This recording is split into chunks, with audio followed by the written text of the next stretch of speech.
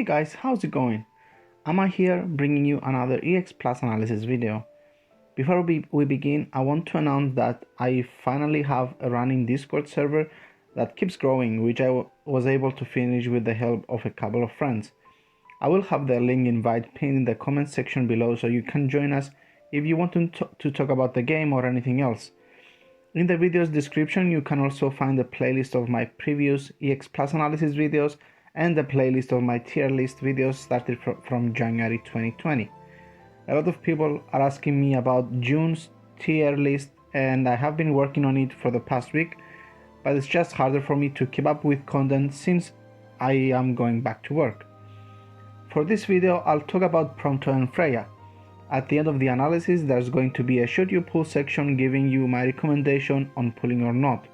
I'm going to go over their strengths and weaknesses as well as which artifacts you should be aiming for. Finally, we'll see together if they are worth investing and how much you should invest in them. Before we begin, I want to remind you that these are just my opinions. You should always do some research on your own before deciding on things, and hopefully this video will help you on that.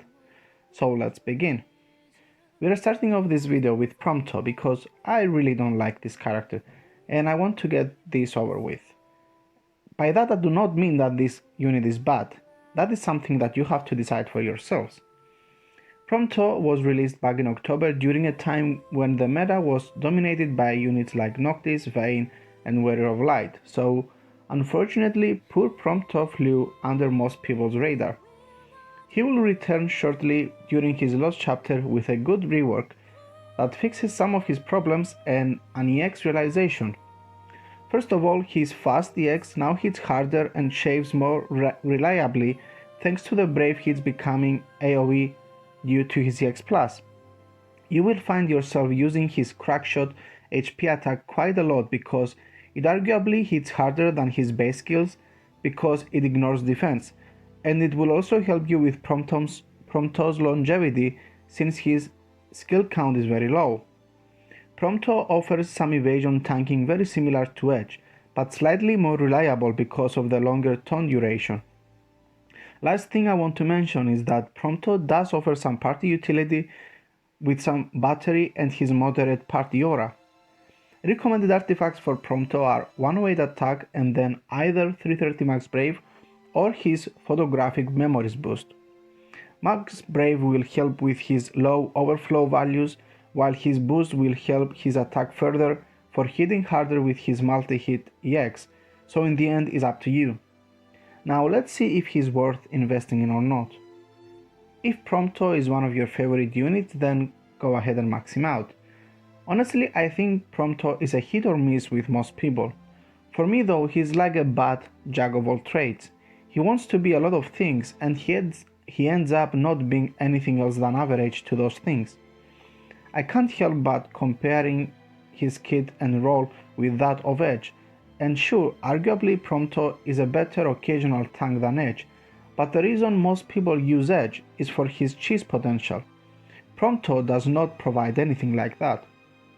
In conclusion, you are better off having a real tank in your team rather than Prompto, and in terms of damage, he's not much of a reliable DPS unit. You'd be better off saving your resources for a character that knows what they want to be.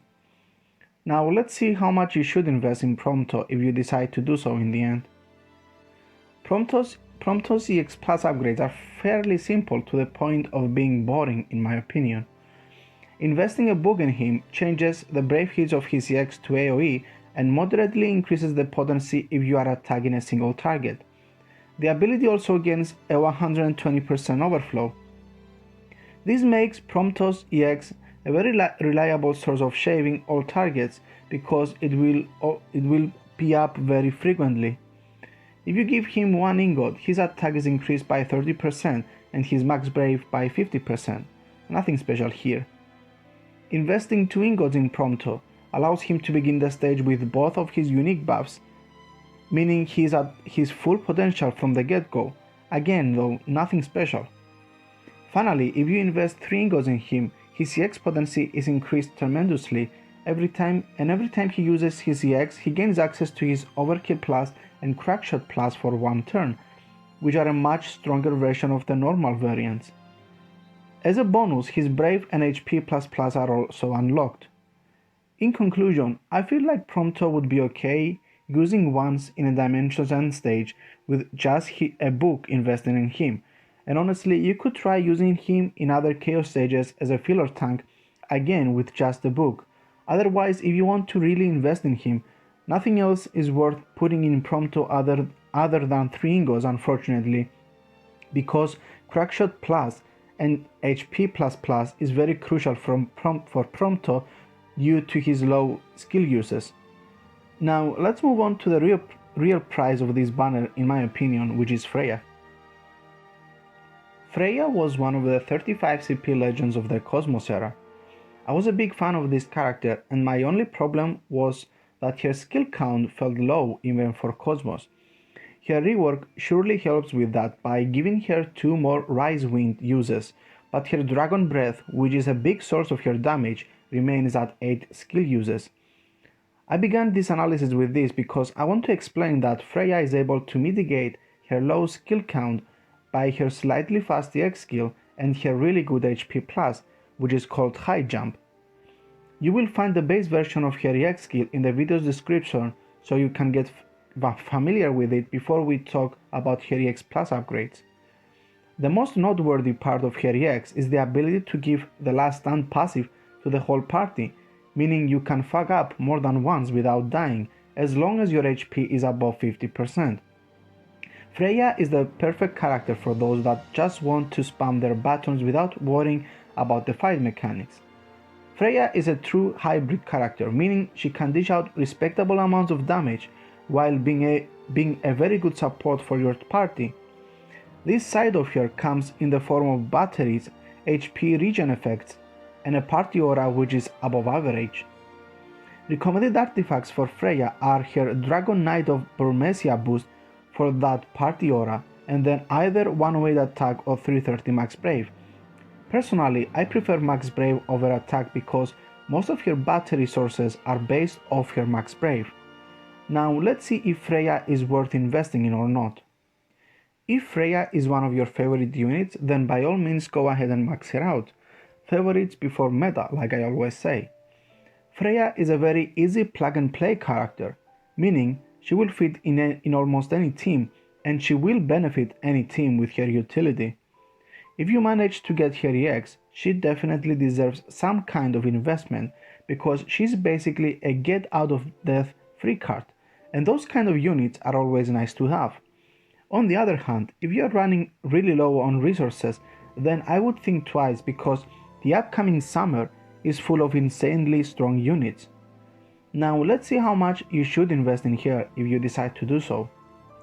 Investing a book in Freya changes her EX to a 6-hit AoE Brave plus HP attack executed twice, and also increases its potency tremendously. The potency of Jump and High Jump also receives a moderate boost. This is an amazing book upgrade because it greatly increases Freya's EX damage and also helps her High Jump do more damage, meaning more party battery. Moving on to the ingots, if you give one to Freya, it gives her the usual attack and Max Brave boost. Investing 2 ingots in her lets Freya begin the stage with her Rise Wind and her EX buffs. Her EX buff, called Soothing Petals, raises the party attack by 30% and their overflow by 20%. As a bonus, her Soothing Petals duration is increased by 2 turns whenever she uses her EX skill. This allows Freya a 100% uptime on her EX buff, which is a very nice party aura. Finally, if you decide to invest 3 ingots in her, her Soothing Petals buff gains an HP regen effect, which stacks with her already existing HP regen from Rise Wind. Her EX also batteries the party based on Freya's Max Brave. Its potency is increased tremendously and its overflow is also greatly increased. I think Freya is a good budget option for a hybrid unit with just her book upgrade, but if you decide to put ingots in here, you should invest no less than 3 ingots, if you don't want your resources to be wasted, that is. And with that, we've covered both upcoming units. What is your opinion on this banner? Is it worth pulling, or is it an easy skip for you? Let me know in the comments below.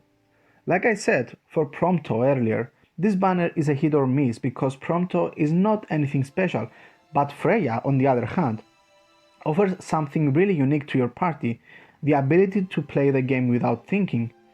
I think this banner is definitely worth some tickets, at least for Freya's EX, but don't go too crazy if you are not bent on getting it. As for new players, this is another great banner to pull on because of Freya allowing you to make mistakes. As for me, I will consider doing my 50 tickets for Freya's EX, but nothing more. And that was it. I hope you stuck with me until the end and that you enjoyed watching or listening to this video. Don't forget to drop a like and also consider subscribing if you like my content. If you have any suggestions of things you want me to cover, I would very much like to hear about them. Also, if you think I forgot to mention anything, then let me know about that as well. Take care guys, and I'll see you in my next video. See ya!